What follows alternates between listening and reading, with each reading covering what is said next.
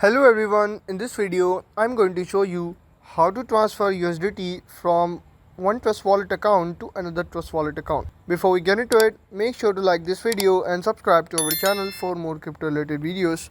First thing you need to do is to simply open your Trust Wallet application. Now once you have successfully logged into your Trust Wallet account, after that tap on the main wallet at the top drop down. Now as you can see, I have two wallets and for example I have funds in my main wallet 2 and I want to transfer my funds from main wallet 2 to main wallet 1. So in order to do that, you have to go back to your home screen and after that click on the manage crypto. Now in the search bar you have to simply gonna search for USDT. Now here you can see USDT on many networks. You can select any network according to your preference, but I am selecting here USDT on Tron, so simply tap on this.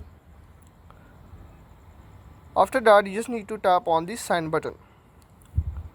Here once you landed on this page, here you need to tap on this main icon besides paste.